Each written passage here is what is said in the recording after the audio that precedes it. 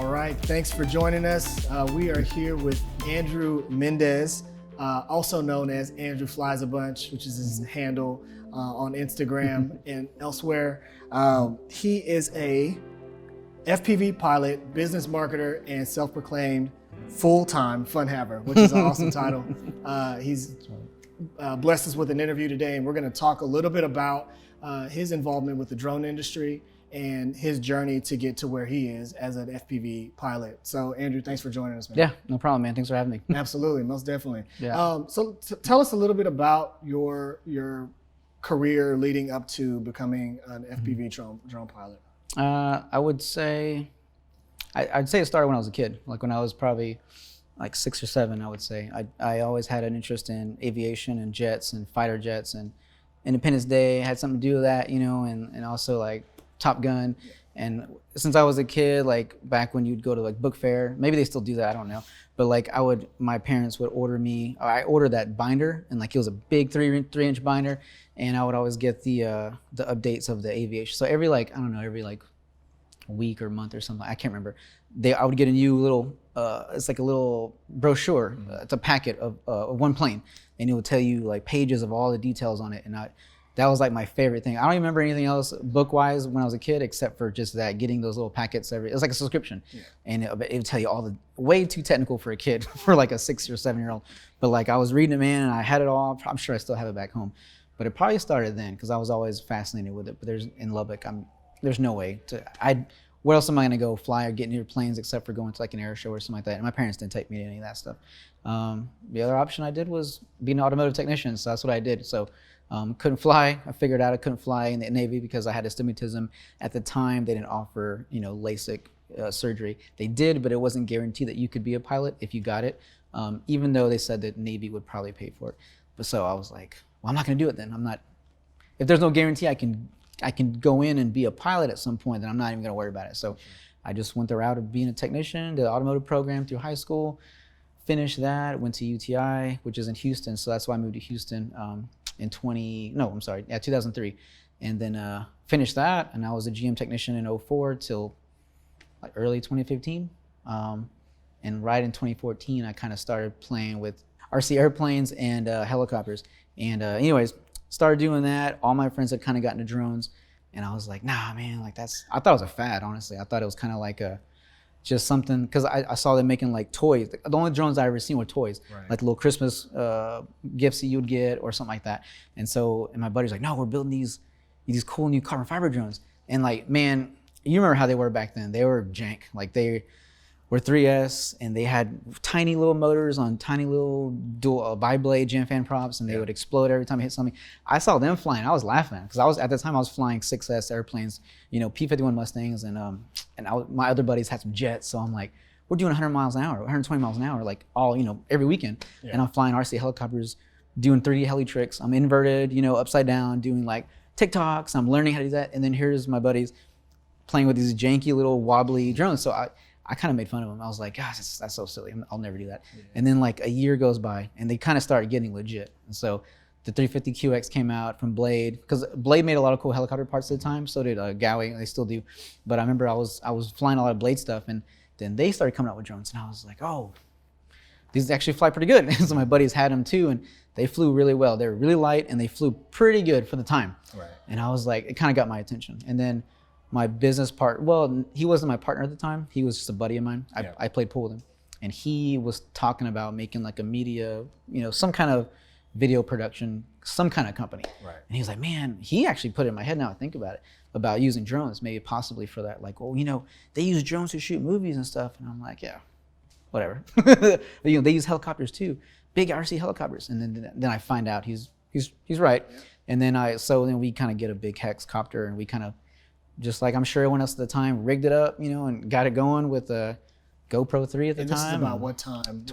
Early 2014. Got it. Yeah, and man, I was kind of doing it in silence, because I talked all this crap about drones online and to my buddies, and so I was like, oh, well, maybe this is kind of cool, but I want to know before I start spouting off that it's cool, and I admit I'm wrong. Yeah. And so, yeah, man, I bought a flame wheel, the old hexacolor flame wheel. Yep. Like, rigged that up with a big, I think a 6,000 milliamp 4S battery. Eventually went to carbon fiber props. You know, had troubles with that. With like a VTX plugged into the side of it, you know, transmitting that out and editing the fisheye out and trying to make it look good. Didn't know anything about cameras really. Learned on that. Yeah. And then still wowing crowds, like still wowing people. Like they were like, oh my gosh, how'd you get this shot? Oh, from a drone. Oh, a drone. Like they didn't even know what that was. It's a multi-rotor, multi-helicopter, and they're just looking at us. Like they still don't know, you know. At the time they didn't know. And so, but it was just magic, like it's sorcery. So you could skate by just getting the shot that's not on the ground, having terrible drone shots, drone footage. But you know, the bar keeps getting higher and higher, of course, as we all know. So, but that's kind of how it started. And then once you started kind of making money with it, or seeing the possibility of making money, then it kind of opened my eyes. It's like, wait a minute, like I can make money doing this, you know, and I'm over here sweating and working hard. Nothing against sweating and working hard. I feel like I work way harder now doing this because I never stop versus punching in and punching out. Like that's like, to me, that's like easy. Like this is way harder, but it's more rewarding, I feel like. But man, I didn't even know that was even a thing.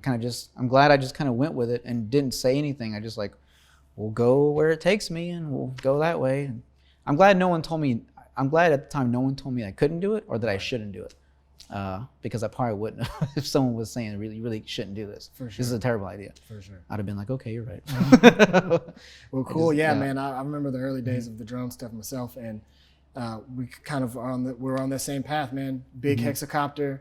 You know, with the servos, no electric gimbal. Yeah, right. You know what I mean? The big plate, yeah. Exactly. So, you know, we were going up and flying these big drones. And did you have to, when you did your gimbal, did you have to like build it? So we had our system custom built. Oh, it was built. Okay. So we had it custom built for us. So all we had to do is plug in our jumbo batteries. And, and it worked. Flip a switch, and then it would pop right on. So that's cool. But it was thinking back on it, it was way different. Let's just put it that way. Oh, for sure. Yeah. So it's definitely come a long way in a very short amount of time. Now it's cool now. Well, I say cool, but like, if you bought a drone and you want to film cool things, now you buy the drone and you play a simulator for a week, maybe not even that, and you go film cool things and you stick it in auto and it looks great. Before you had to kind of be somewhat of an engineer or a robotics semi-expert, and then on top of that you got to fly with that stress on your shoulders, and then you got to like listen to the shots that you're supposed to be getting for the client or whoever that wants that shot. It's a lot of stuff to juggle back then. If you came out of that okay, then I would, to me, you're a good pilot.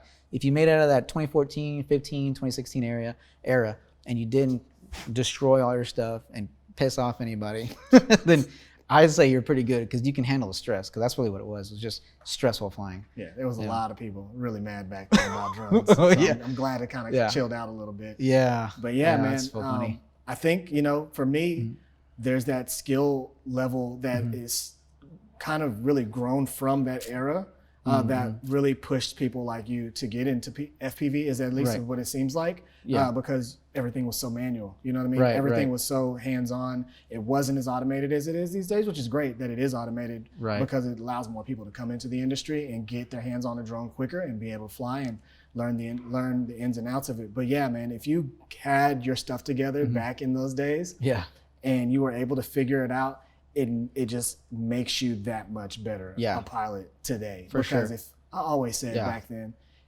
if I have a situation where GPS goes out or is not available, I'm gonna be all right. There's other people who didn't grow up or didn't come up with that system. Or their app on their phone crashes and they're like, oh my gosh. And I've said this to people, like when they're flying, I'm like, you have data on your controller. I'm talking about DJI, but like on your DJI controller, like a Mavic 2, you have your RPM, you have your height, your distance from home.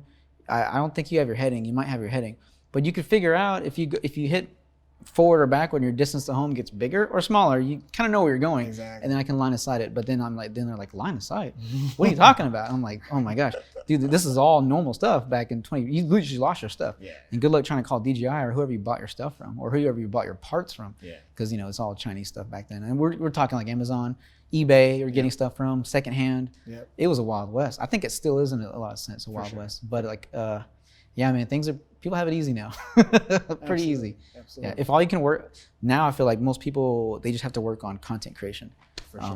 But then like what you're saying about pushing that to the next level is that because things are in a sense easier, just that you don't have to be, because I remember like when I was flying the Hex or whatever back then, even when I flew a RC helicopter, like it has a swash plate and a main shaft and all these gears and parts, and it had a lot of if you had a legit helicopter, your tail was shaft driven. And so people are like, are you an engineer? And I'd be like, and at the time I'm telling everybody, you hear that? They think I'm an engineer, man. Like, I'm like, no, man, I just like helis, man. And so, but it just, to me, that was so funny because I'm like, I didn't realize I'm not self-aware that like this is like, you know, like rocket science to someone who doesn't know what they're looking at. Sure. And so then going from that to janky ass drones and then going to what we have now, it's like, oh my gosh, like I feel like I can like literally sleep or do whatever work I have to do, not touch my drones for, I don't know, days, pick it up and go and make something really cool. Yeah. And like to me, that's easy, where I think people like really think about what they have to do and build things. And I only know this because I talked to some people, but for me, it's like a walk in the park. Even doing really hard stuff today, it's like a walk because of some of the stuff I had to do before. So I think going from all that stress of having some really, honestly, you know, dodgy equipment, sketchy, shady equipment that you got from secondhand eBay stuff, and you don't know who it's from, or there's no voltage regulator on it. Like, does this take 2S or 10S or 12S? I don't know, man. We're gonna give it 5 volts. I'm sorry, 5 volts or 10 volts or 12 volts. We're gonna give it 5 volts and see what it does. Oh, it doesn't even power on. Let's give it 12 volts. Okay, it likes 12 volts. Cool. Because nothing was labeled back then. So you got everything. Now you get things pre-programmed with BL Heli or Flight One. You know, that's easiest. I've never even messed with Flight One. I would just stay with BL Heli, but it's so easy. I've seen guys set it up. I'm like, man, everybody's got it easy now. Like, there should be no complaints. If you want to do FPV, people hit me up all the time. I get, my DMs are full. Most of the time was the same question, man. And sometimes I've had a pre-written out thing. Hey, dude, yeah, for sure. It's literally the same thing. I'm like, yeah, I'm actually, full disclosure, I'm sponsored by Cavs Machine Works, so I'm partial to their frames. You know, I'm biased to their frames, but like, you can get whatever you want. I recommend these, you know, electronics, but literally just buy it. It's all programmed for you. Yeah. And so I'll tell them, like, dude, it's all set up. Like, don't, because they're asking me about tuning. I do not doing that. So I'm telling them now, like, you don't have to worry about that. Right. Because they've heard the horror stories. But yeah, back then, man, you had to tune. You had to be like Schizo when he was flying. If I go back and watch his videos now from 2015, 2016, him and Steele when they were flying at like Expo, like it looks okay, but you know, even them tuning at their height to being as good as they were at the time is not as good to the way things are out of the box from Amazon now. Things are so much better. And they were like gods, you know, and they still are very highly respected. But it's just so funny, like, where things are. And so to me, in my opinion, like, if you want to fly a PV, set aside, if you have nothing, set aside about $1,200 and you'll get your feet wet. And then that's all you need, man. Hit me up when you're ready. We'll go fly and I'll show you how to aim for stuff. Absolutely. You know? So well, cool. funny. Let's talk a little bit about, you know, just what FPV is for people who don't know and don't have a perspective. Yeah. And just how much different it is than flying, let's say, your Mavic or your Inspire, and how you use that tool for your daily business and marketing for your clients and things of that nature. Yeah, FPV, what I would say FPV is it's taking, when I explain to people, I don't start talking about the drone or the quad or my camera or what camera I'm using. I'm like, think about what you would want to see. If I was to take you on a tour through space, through this building, through that street, through that car, through that window, what would you want to see? If you wanted to see something cool that we couldn't shoot by holding a camera on the ground. And if I say it kind of in that way, it's like, then if it's someone creative, usually they're like, well, man, can you, and they're using their hands, right? So they're like, can you go through here and show, and maybe turn around and reveal, and can I look around and go this way? And I'm like, yeah, I can do that. Can you really? And it's usually something really simple. You can do that? I'm like, yeah, dude, I can actually do this. I can flip and come in over the top. Oh my gosh, that'd be great. And so I kind of say, I introduce it that way. What would you see if you're floating through space? And you know, our eyes are awesome. So like, if you were floating through it and you wanted someone to see what you saw, how would you want it to be seen? And usually I tell my buddies this all the time. I'm like, I feel like I fly all the time to keep my skills here, because people keep your skills here, people's expectations are here, and then if you do this much for them, they're just blown away. Yeah. When really I'm here every day. I'm here every week. I'm flying. We're out, BSing around. We're not even recording. We're flying like this. They're here. I give them this, and they're blown away. Can you do this? Yeah, I can do that. Can you do this? Yeah, I can do that. So it's kind of like, I tell my buddy, like, keep your personal standard pretty high, because it's the Wild West right now. For drones, at least, I still feel like it's the Wild West. And so anyone can just come in and someone's going to do something, whatever, you got to be ready. And not even just that, but to me, it's fun. Yeah. Like, I can't have fun doing something unless I'm good at it. And that's kind of like I'm good at bowling. I hate bowling. I can do it left and right-handed.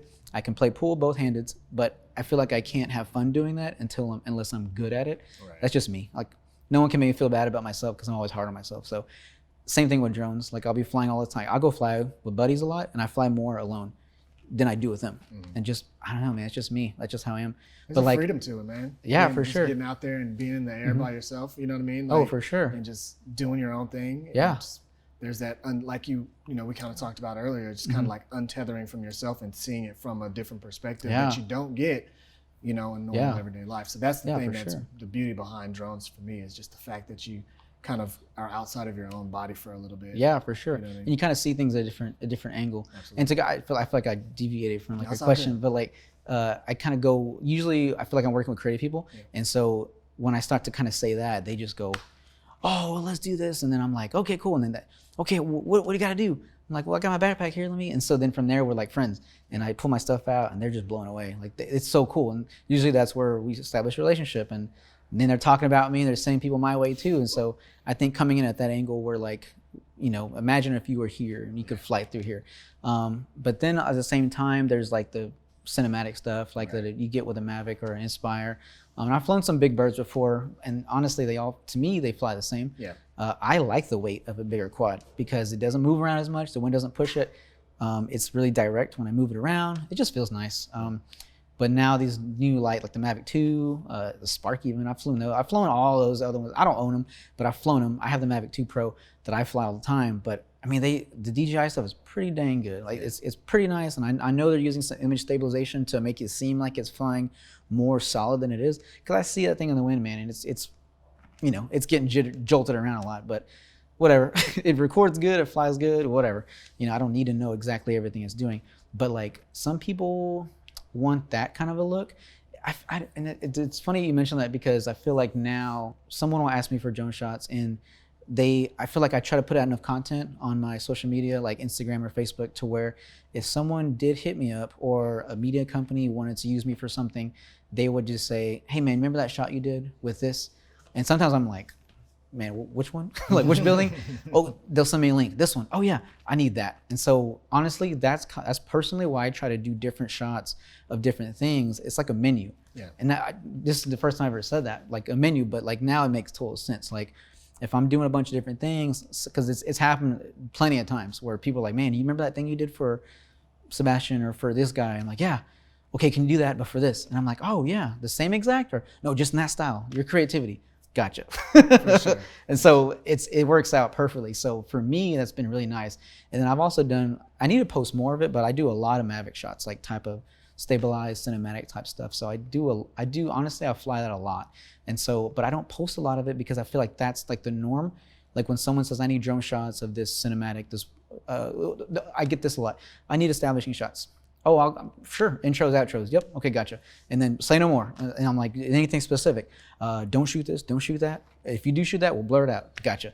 And it's already said, it's already understood. We want like a cinematic, Mavic type, Inspire type shot or whatever. So I'm like, okay, I'll bring the FPV stuff. I always have it with me. So it's always charged, but I bring it anyways.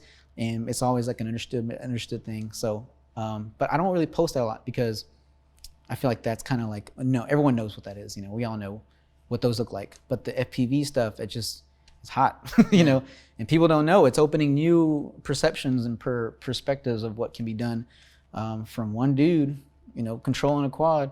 And it's funny, like I made a post this morning still. I haven't even checked my Instagram and Facebook, but the one I made 2 days ago, I'm getting comments in other Facebook groups like, how'd you do this? We've been racing doing this. So that's how I know that it's still fresh in people's minds. And I'm like, okay, maybe I'm not getting stale. Maybe this is still a thing, and I'll post in GoPro groups and they're like, well, GoPro do you use? What is carrying this? Like, how did you go? I'm like, well, first of all, drift cars are slow. They drift slow. Well, let's talk about that. So yeah. The way that I was introduced to your work was through seeing the FPV videos of you chasing after drift cars on the track.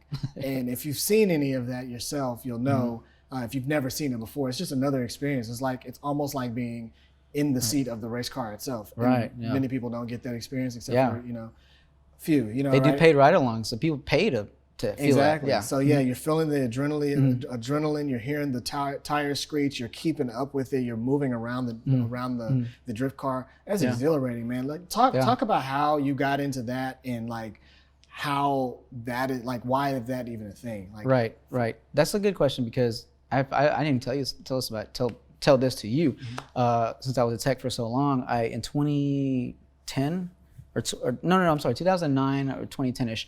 I bought a 240 with a couple buddies of mine, and we were like, we're gonna be drifters. We're gonna do drift car thing. And I had a Trans Am at the time. I had a Trans Am all the way up until 2014, and so I was always in that racing hot rod scene. And I didn't know any drifters at the time, just like street guys, street drifters, right?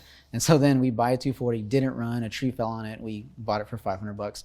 We all pitched in, right? Bought it for $500, and then I fixed it up. I did all the work to it, and then we all pitched in, got some parts, but I took it I actually ended up just taking over it and building the entire car, and to how it was when I sold it was a Pro-Am car. It had a full cage, a hydro e-brake, it had a built engine, it was turboed, and I competed in that car for 2 years. And so before I competed in that car, I would just go to open track days at the track.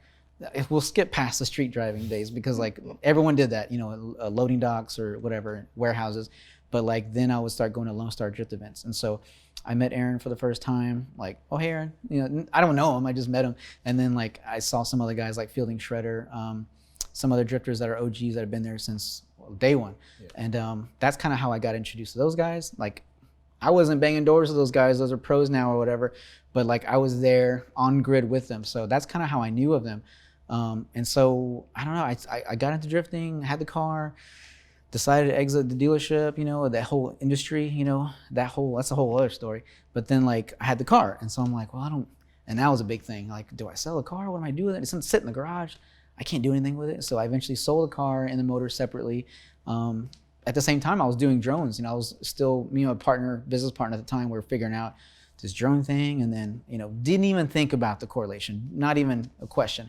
We're figuring out the hexacopter like we were talking about before, and then what happened? And then I started getting into racing, decided to get into FPV quads, went through that thing. As I was racing, I remember they're still having Lone Star Drift events. And then I was like, I don't know what took me to go to event. I think I was going just to watch, like just to hang out, because I knew buddies there, and so I'd go and hang out and just kick it with them. And I always had my drones with me. And I remember like there was a frame I was flying, it's called the CF1. And they had just made their GoPro pod, and the session was hot GoPro at the time. And so I strapped it on. I had everything with me, and I'm like, well, maybe if I can, do I have to ask permission for this, or maybe do I just go? I didn't ask anybody. I took off, I went, I chased them, stuck it in. No, actually, I was shooting in flat. I knew enough to stick the camera in flat, and I'm like, I can probably color this and edit it later. Chased them around. First time I ever did it, the 5 had a stabilization, didn't even use it. I just didn't know what I was doing, just did it. I had a fixed camera on the GoPro, edited it, made a video, put it on YouTube, and I think on Facebook I posted it, got like 10K views. So at the time I was like, oh my gosh, it was awesome. So I'm like, and I used the raw audio, and I've been editing audio for a while now, so I kind of knew how to like bring it in and out. And so at the time, I just thought it was like the coolest thing. And I don't know, maybe other people thought it too. I know there has to be some other people. I always think like, I feel like sometimes I'm my own echo chamber, but like I don't know of anyone at the time in Texas that had filmed drifting. There has to be someone, or 2 or 3 at least, other guys that did it. But at the time, I was the only one that I knew of that did it for a year.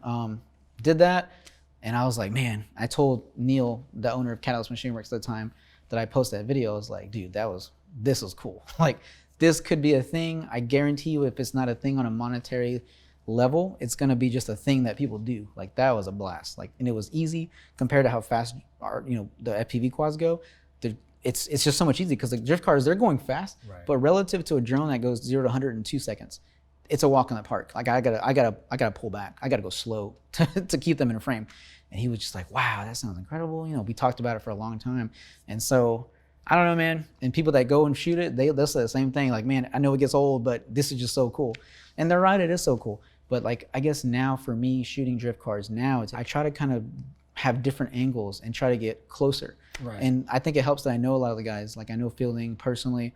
I know some of the, like Danny from Club Loose. I know him, I met him. He actually shoots for Von Gittin and the whole Ford drifting team. He shoots for those guys professionally. So, but I know him, and I know a lot of those guys in the community. If I don't know him from old drifting, I know him now currently because they follow me or they see my content.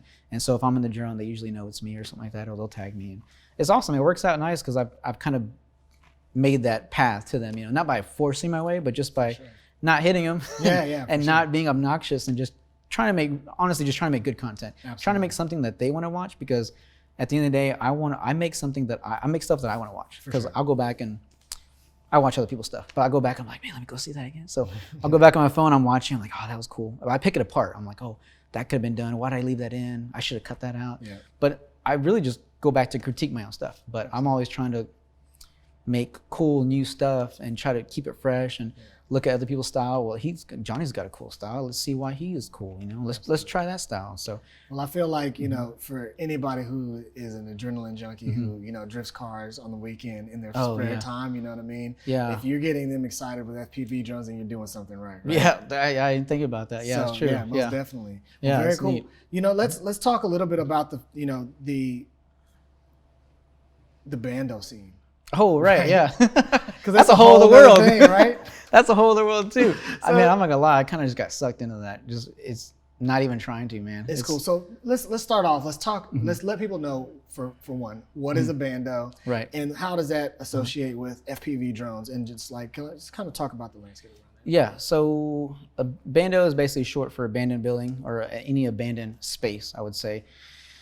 But I feel like it's used really broadly. Like if there's some post office that you don't know if it's open or not. Oh, that's a bando, I'm gonna shoot a bando. Yeah. But then, I mean, if you want to get really down, like some of these buildings I've shot, they are legit abandoned, and no one's paying the taxes, or maybe someone's paying the taxes because I've looked it up, but there's no trespassing signs, and the door is wide open. And so I'm like, if I did get pulled over or a cop rolled up, technically I would be cleared because there's no signs. That's a whole different thing too, because then I'm looking at that legally. Can I go and shoot in this building? Right. And then there's a whole other aspect of it too, where there's no trespassing, but you see all the windows busted out and you see a ton of graffiti inside, and that's a whole other thing too that people are doing. That you go inside buildings, and well, the good thing about drones is that I can fly from the street, public property. I can be up in there, don't crash, so don't suck, don't crash, and get some cool content and come back. And that's that. But like I feel like I get messages too. If I make a bando video or a video of me flying a abandoned building or whatever, tons of graffiti, I go inside of it, dude, like my DMs, like people comment on it, but then like and there's no one saying, there might be two guys say, oh, where's this at? Location, please. Like, dude, I'm not gonna tell you where it's at. No, like message me. Okay, who are you, first of all? And then, okay, we'll go. I'm not gonna, so you can go and ruin it for everybody and get, the cops call on you. Like this is, honestly, no one should be flying there that has no clue. You gotta be good, man. Like for sure. You really just gotta be, it's just another level. I feel like if bandos were super easy, like flying in a park, everybody would be doing them. But that's not the case. They're usually pretty sketchy. There's nails everywhere. You don't want to. Which adds to the thrill of it too, right? For sure. Oh, it's for sure. The more dangerous it is. Yeah, I didn't even think about that. Yeah, I didn't even think about that. I feel like when I do go it, like I'm kind of stressed out. Yeah. But then I'm like, why am I doing this? But then I'm making a video later. I'm like, oh, that was so cool. I remember why I did it. Absolutely. But like, it's so funny. Yeah, there's some can be really sketchy. Like I've been to some bandos before. I never go alone. I always go with a buddy or another buddy, and he was Texas, so they're packing. Yeah. I don't have a gun, but like usually my buddy or someone else, they got a gun, but they're flying too, because you never know, man. Like we go someplace, there's usually a homeless person or two hanging out. There's usually like drugs, like in the corner. I've seen that before. I've seen like leftover discarded drugs. There's some bandos in downtown, east downtown, that are not even buildings. It's just like an open area behind a tree line next to the bayou. And so it's not even, there's no signs. Yeah. You just walk back there. But it's like, then you get back there and you're like, dude, I'm all alone. Like you look across the bayou and it's all abandoned too. And it's like, holy crap, I could totally go missing. No one would even know. And there's no gate, or this is not gated. It used to be a warehouse. It's around a back alley and there's no gate or nothing. I'm like, oh my gosh. And then we're gonna fly. I'm basically gonna put a blindfold on. That's what you're doing when you're flying. Yeah, I'm putting a blindfold on. I'm turning my back to whoever may want to attack me or rob me. And if they rob me, they get away with $2,000 worth of stuff. If they knew what it was. For sure. And if they didn't, they could post pictures of it and someone will tell them what it is. Right. And so I'm thinking about that. I'm like, oh my God. So then, so it's a little bit of a thrill to it, it's a thrill, right? Yeah. But then I'm like, oh, it's so cool though. Because some of the areas, the shots you can get, and what's funny is that some of the work I do for artists that are mural artists, like Sebastian we talked about, I'll post a bando video, just a content thing, whatever. And then he'll be like, hey man, you remember that shot you did, that bando? Which one? Yeah. He'll show me. Okay, yeah, I remember. Yeah, okay, can you do that for this?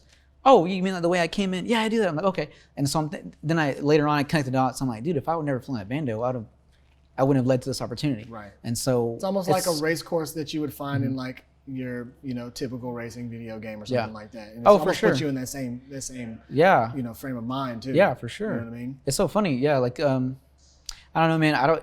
If people are having people that fly, they're trying to do this, which I always tell my buddy, like, if you're worried about people coming in and sweeping this work right out from under you, keep in mind that what we're doing, we're flying drones, right? It's a niche. Yeah. And then you're flying drones and you're recording it. That's niche.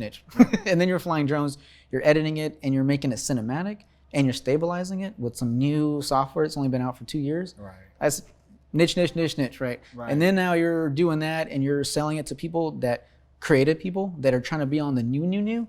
Like, how many people are doing that? So I'm like, that are local. I mean, there's a lot of people in the USA that are doing that, for sure. But on a bigger scale, I say. But like, that's so spread out. Like, look at Texas and look at Houston and how many people are doing exactly what we're doing. I don't know, man. I can count on one hand, and really only 2 that are doing it professionally. There's got to be more people, for sure. But I only know like 2 or 3, and we all know each other, and we all know each other's friends. So it's kind of like, and I always try to keep that community really close, so that we can grow together versus be animosity toward each other. So if my buddy gets an opportunity or something, I'm like, let me know. Let me go with you. I'll spot you. You need help with your shots? Do you have any ideas? They give you creative freedom. And if I get something cool, I always invite them to come with me so they can kind of see how it goes, to kind of lift up that niche community at the same time. Yeah, and that kind of shows you where we are in the landscape of drones as an industry itself, how few people are doing this particular subset of the drone industry, which is FPV, which is relatively new in the grand scheme of things. There's a lot of people flying drones now, a lot more than, it was back in 2013, 2014 when we got started. Yeah. But, even less in the FPV space. And it's exciting to me because it just kind of leaves the door open for the next generation of people who are going to take it to the next level. Right, for sure. Just kind of like the same way we had that little spark when we first found out about drones. Yeah. And we were like, okay, cool, I want to be a part of that. There's something to this. There's somebody who's watching right now who's like, yeah, I want to do that. Yeah, there's a lot of people, man, they just lurk. Yeah. Like, and I know this because that's why I'll make videos, and then there's all these views, and there's all these like likes, and I don't know any of these guys. And I start, I'll go through, I'll look at all the stuff, and I'm like, man, these guys are like all local. I don't know who they are. And I look at their IGs, their Facebooks, and they got some stuff, and they got a YouTube link with some videos. But to me, it's like, okay, this guy's liked all my stuff, and he follows me, and he's local. I'm like, I don't know who he is. And there's a bunch of guys like that. Yeah. And so it just shows me that there is a big scene out there. There's a bigger quiet scene. Yeah. And then there's also guys like they're, I guess, outliers that kind of just push things. I want to keep going. Sure. And I figure I'm like that with everything. I want to just be really good, not the best, but just really good at what I do. So for me, not for anybody else, because I'm hard on myself. But I realize not everybody's like that. But yeah, I mean, I think for sure this is really cool for people that are getting into it for sure as well, because, I feel like a lot of people there's a lot of good people. I know there's a lot of guys that are actually really good at what this is, and maybe they don't know enough people, or they don't know anyone to bounce questions or ideas off of. And I know I was like that. If I'd have had someone like that, it'd have made that rise even faster. Like, I feel like I'm on a slow burn just because by default. But then, like, if you have someone like a mentor or someone to bounce ideas off of, or questions that have the answer, your question is a valid question, but it might not be a very complicated one because people have done it already. Well, then now you have people to bounce that off of, or something to reach out to. So anytime I get a message or a DM, I read all of them. I read all the comments. I respond to everybody. However dumb your question may be, unless it's like, oh man, you should have done it this way. Like, I'm never mean to anybody. I'm always like, well, that's not the shot we're going for, but appreciate it, because it's a small world, man. You'll learn that real quick when you start making people mad and, burning bridges. It's a small world, and no matter what industry you're in. So I always keep that in mind. I never try to like make anyone mad. And at the same time, you gotta understand, like, this is a hobby for a lot of people. And to me, I feel like that's how I keep it fresh too as well. I treat it as something that's fun and something I enjoy, and not take it. I take it seriously enough to be serious, but not so serious where I can't take creative criticism or someone's opinion that might not align with mine. So Yeah, I mean, Very cool. I'm down to help anybody. That's or awesome, man. Help anybody out. That's Yeah. awesome. Yeah. And kind of talking about just the younger generation and being able to see where they may fit in the drone industry landscape. Recently, there was a release of the Drone Racing League on the Xbox, which to me was a huge deal, right? Oh, I didn't even know that. Yeah, So it's a game you can play. Just recently, like within the last, I think not even a month, maybe a month Really? or so. It's relatively new. You can play the video game on Xbox. So before you could only do it on Steam, like you download Oh yeah, Steam. the simulator. I get you. Yeah. Play it on the computer, but now they just released it on Xbox. the Xbox, which is dope because there's pretty so cool. many people who have Xboxes who now have exposure to drones. to drones. Drone racing. And doing it in a safe way, right? So Yeah. not taking your drone out on the street, buying Right. this $1,000 or $1,500 piece of equipment, Right. taking it up and potentially having a flyaway or Yeah. running it into something or hurting somebody. Yeah. Now they have a simulator and it's easy for them to get to it. It's so accessible and it's cheap, right? So Yeah, true. I think that's really cool that they went that route and actually did that with the Drone That's Racing smart. League. They actually had the Drone Racing League. I forgot what they call it. It was DRL, but it was called the DRL tryouts. So that's a way to get into DRL ESPN exactly through the simulator. And for those who then you don't go fly know, that. of course, the DRL Drone Racing League is an official drone racing league, professional drone racing league, and they actually go through courses, kind of like it may be a stadium or something like that, flying through different obstacles to see who can get to the end the quickest. I think is the next biggest thing as far as sports are concerned, especially since esports is blowing up right now. It's like right on the cutting edge. Because like now, I think there's one in Houston coming up. I don't think it's built, but it's going to be an esports gaming facility. And I think there's one in Dallas. I can't remember. Do you know about that or anything? Not 100% sure. So there's I think there's one in Dallas, but I know there's one coming to Houston. 2020 happened, but there's going to be, it's basically an esports facility, and there's, you can play all your esports there, but they're supposed to have some room in there at some point for drone racing. And I think that'd be awesome. That would totally fit in. That could be like the bigger arena because you need some space for it. For sure. And a lot of those courses are what they call A to B. So that means that you take off from one spot and you go through a course and you end up at B at another spot. So you need more room for that. Traditional drone racing is where you run in groups of like 4 or 5, 2 to 3 groups. You run for 2 minutes and it's just one course, and it's usually pretty short, but you run that course for 2 minutes, and the guy that gets the most laps over the average of however many heats you want to run wins. And so everyone's getting 5, but these bad dudes got 6 and 7, right, and they did it twice, so they win. So but that's the traditional way. But yeah, I mean, and that takes a whole other set of skills. You got to have patience. It's not even a race. That's an endurance race. Absolutely. DRL is a legit race. Absolutely. You're trying to get the fastest from point A to B through a course. So I think that's definitely pretty exciting. Yeah, man. Yeah. So there's a big space there. I'm pretty excited about that myself. Just being able to see it and watch it. I've actually gone to a drone race in person. It was actually in Austin, Texas last year. Last year? Yeah, last cool. year. Which amazed me because I didn't think that part of the industry would kind of rear its head so quickly in Texas. But of course, the more I dig, the more I find out that drones in Texas is a thing. It's been around since 2015. Yeah, man. Yeah. We're deep in Texas. Yeah. And people don't know as much. It's really cool, man. Yeah. But yeah, got a chance to see it in person. Just seeing everybody's enthusiasm behind it and seeing these things fly so fast in an indoor area in a safe way. Oh yeah. It's just another way. I think it's gonna really open up drones to just the everyman. Anytime I've been at a drone race, or it'll be somewhere like at a fair or like a maker fair. There's a maker fair race in Austin I went to. There's one in Louisiana that I went to, and that video's on my YouTube as well, on my Facebook and Instagram. But anytime where there's a crowd, like the Boy Scouts are there, and they're always just like, whoa, blown away. Like there's never been a negative reaction except for like, the only negative reaction you get is like, man, how much those weigh? And they're going how fast? Right. So their concerns are obvious. Like that thing is ballistic and it can like literally smack your face. Yeah. It could, but it probably won't because they're not aerodynamic. They stop the second they hit the ground and they roll a little bit, but that's it. But I mean, everyone's just amazed by him. And I think I said this a few years ago. I'm like, man, I wonder where drones are going to be. Is it going to fizzle off?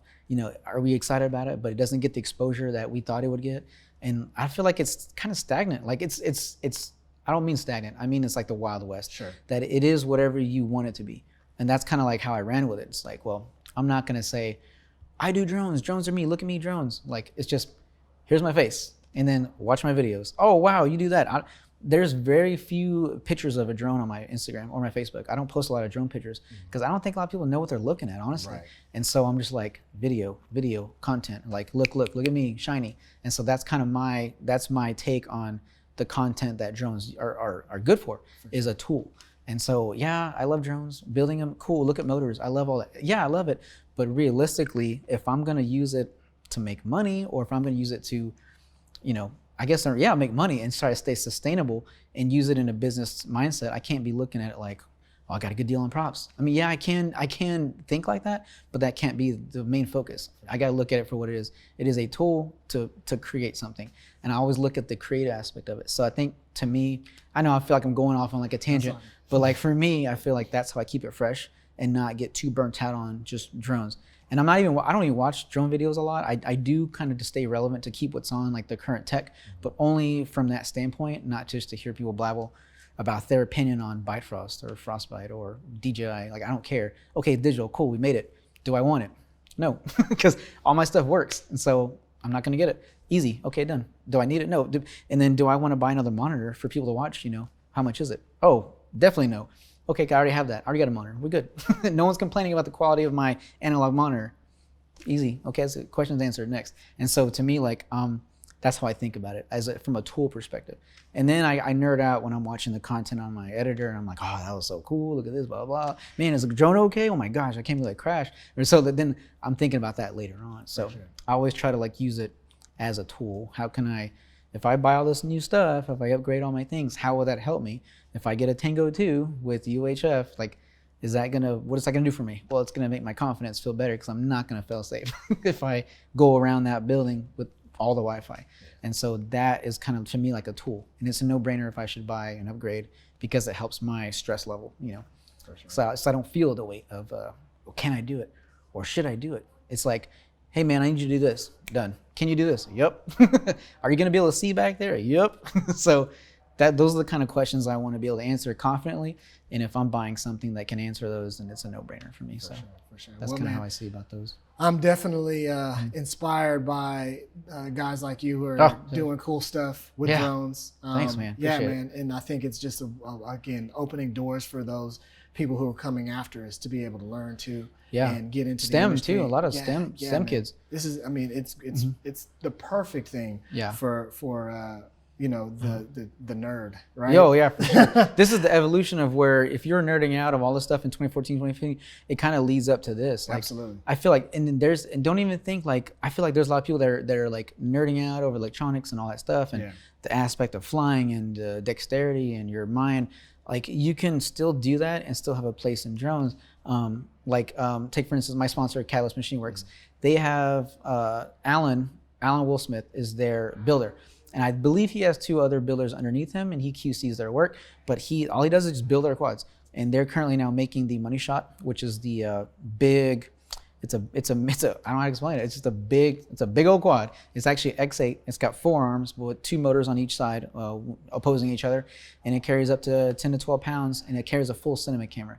The same camera they made the Joker off of. They carry that camera. So they're currently using that to shoot movies as we speak right now, and they're building them every week, and Alan's one building those. He builds those as well as all the bind and flies for Catalyst Machine Works.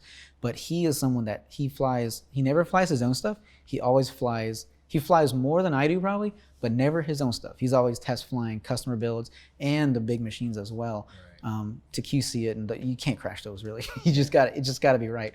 But that's someone who is very meticulous on work and building, and it has to be done right, but at the same time is not creating like sexy content like me. So I feel like I hit him up for like, hey man, let's go hang out, let's go fly. And he's like, yeah, let's hang out, but let's go grab a beer or something. I don't want to think about drones. And I'm like, let's go create content, Our minds were in the same industry, business, but opposites. And I didn't even realize that till I hung out with him recently. I hung out with him a lot recently, and I'm just like, man, that's so crazy. I'll go to his house and hang out, and I kind of want to talk drones, but of course I can talk about anything. And he does not want to talk about drones. He wants to cut it up and just, relax and stuff. It's so funny. Yeah. But there definitely is a need for that builder, that mindset. Or if you're a programmer, that's fine. But if you want to get down and build and solder, Yeah, there's a need for that. That's a real job. That's a real job that will pay you enough to have a house, a new car, money to go travel. Sure. That's what Alan does. He has a brand new car. He's got a cool house. I don't have that. Like, it gives you freedom, man. He's got freedom. Drones are opening up the world to a lot of different people to do a lot of things, and there are things that aren't even happening yet in drones that, that we'll soon to get to experience from people who are getting into it and learning this stuff. So man, those the STEM programs are awesome. In allowing kids to think more creatively and express their interest in in the STEM field, and then applying those in places that just 10 years ago they wouldn't have been able to, because the industry wasn't really what it is. And so man, it's really cool. I love what we're doing with drones. I love what you're doing with drones. I appreciate it, man. Definitely look forward to continuing seeing more of your work online. Make sure y'all go check out Andrew Flies a Bunch. That's his tag. On all social media, is that correct? Facebook, Instagram, same thing. YouTube is there, but I don't keep up with as much. I just focus mainly on Instagram and Facebook for now. So how about this? Where can people find you online if they want to look for your work? The most current thing, I'm on it every day, all day, most days. Instagram, that's Andrew Flies a Bunch. Andrew_Flies a Bunch. And then on Facebook, it's Andrew Flies a Bunch Mendez. So that works. Very cool. So y'all go check him out. Andrew Flies a Bunch here with Ascend Drone Academy. Thanks for tuning in, and thanks for coming and hanging out with us. Man, thanks for having me. I appreciate it so much. Absolutely, appreciate it. Cool.